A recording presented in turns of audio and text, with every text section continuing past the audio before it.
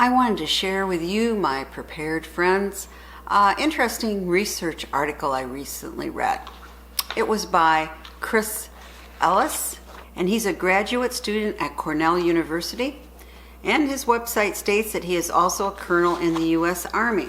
Quote, I am interested in the various facets of disaster preparedness from all threats and hazards, pandemics, hurricanes, earthquakes, solar flares, nuclear detonations, overpopulation, economic collapse, cyber attacks, and many others. I take an eclectic approach to the subject via political science, public administration, law, U.S. military doctrine, and risk studies like those from Nassim Taleb, as well as the natural sciences. I am primarily concerned with the concept of resiliency, especially at the individual level, and the myriad of actions people take to reduce or mitigate their vulnerability. I believe this research is assistive to a broad swath of disciplines and government planning efforts. Whereas the bulk of research in this field is on disaster response, I focus on ex ante actions. Well, caught my attention. I thought it sounded very interesting. And here's the entire paper. The title was interesting too. It is the Noah virus. Who is infected with high resiliency for disaster? And this was the final draft that I printed out, and that was March 15th of 2021. You know, the paper is entitled The Noah Virus, and you know, I didn't know. I mean, I teach at the university, but I did not realize that clickbait titles are now on research papers too, because this has nothing to do with getting a virus. You know, like those of us that prepare have all gotten a virus, which is, maybe it's a tick bite, right, that forces us to prep. No, just a title to try to say how resilient are people. Now, this is what he said is the purpose of the paper, and it's a long paper, to determine how many preppers there are in the U.S. and determine what makes someone a prepper. The paper is not about a virus that makes individuals preppers, but it does attempt to quantify how many preppers there are in the U.S. using FEMA data. I do not believe that this paper, though, really adequately dwells in what makes people decide to prep. But it is interesting for the quantifying of how many preppers are out there.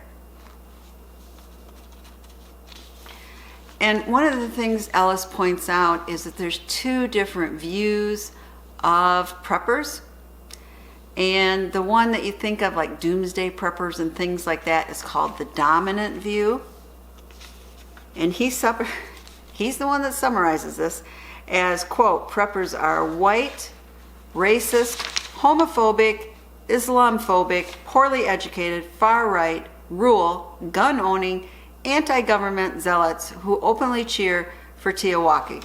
And what he's saying is that's the dominant view. Now he goes more with something which they call the challenger view. The challenger view depicts preppers more as just normal people who want to prepare to keep their family safe.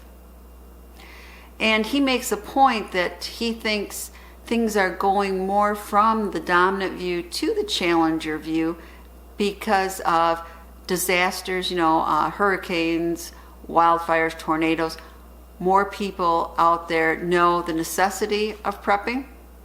And he even points out an article on the Daily Beast that said, if you're not a prepper, what are you waiting for? Now he says there's great disparity between how many preppers are out there.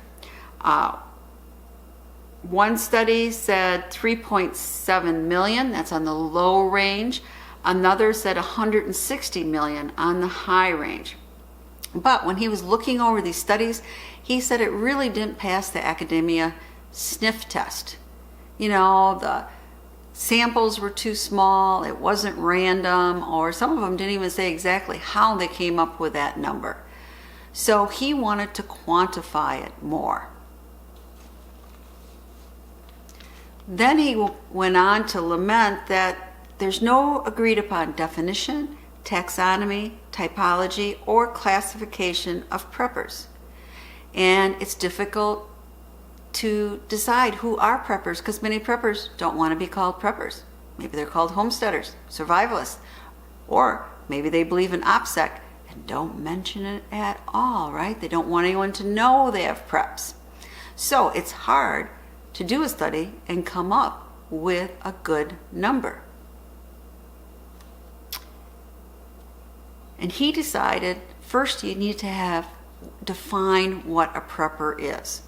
And he used a term developed by Chad Huddleston, who's a professor at Southern Illinois University. And it is called a resilient citizen. So using FEMA data from 2017 and 2018, he came up with 3 categories of resilient citizens. And a resilient citizen is a private actor who can survive for 31 or more days at home without power, water, or transportation. Now the HRC, the highly resilient citizen, can do that same thing for 90 days.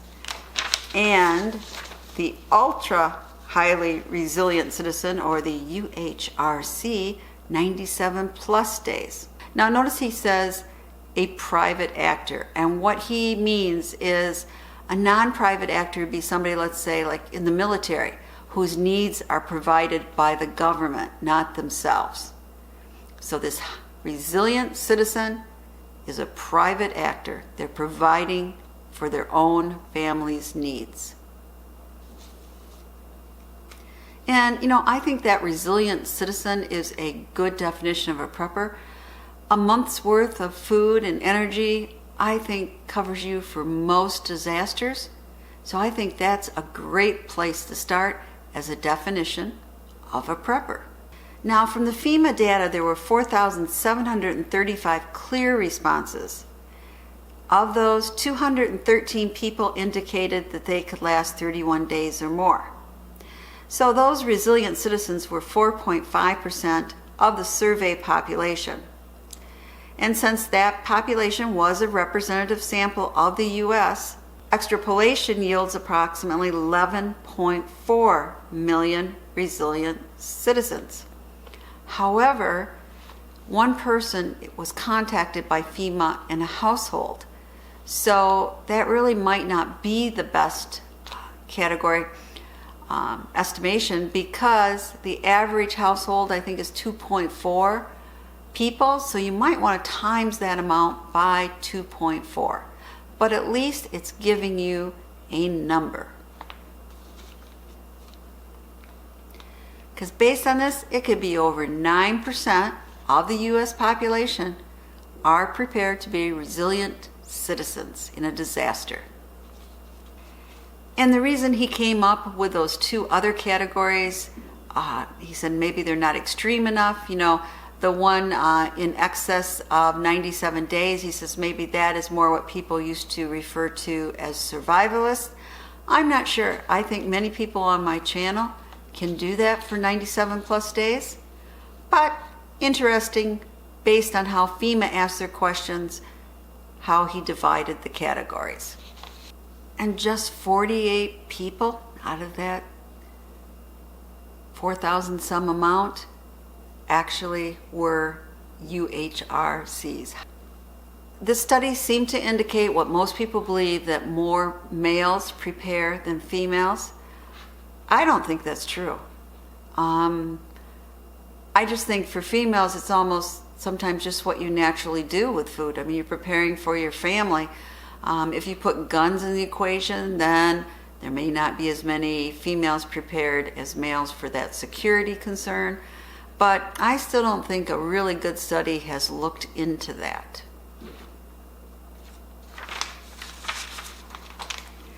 But I think what was really interesting was that there really wasn't any educational differences between those who were prepared and those that were not. And also income levels were the same. except that those who were resilient citizens seemed to spend their savings different than those who were not categorized as resilient. So what does all of this mean? Well, I think preppers are part of the mainstream.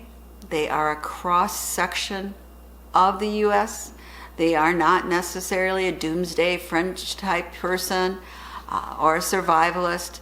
They are just normal, everyday people trying to prepare to keep their family safe.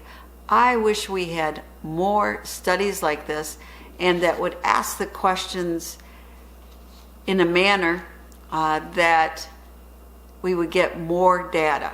And maybe this research paper will spur others to do more study, but I think it's interesting. I really do believe that more people are prepping than ever before. Maybe it's to have that 3 days worth of food. Maybe it's to have a week or a month. But I think people are starting to look at this seriously when they started to see empty places on their grocery shelves, not being able to get some of the products they were used to getting. I think that it started to be real, and it let people know it's a good idea to prep. So I just thought maybe you'd find this interesting. I'd share this with you and answer below. Are you a resilient citizen? Or are you even a UHRC? Bye, and keep on prepping.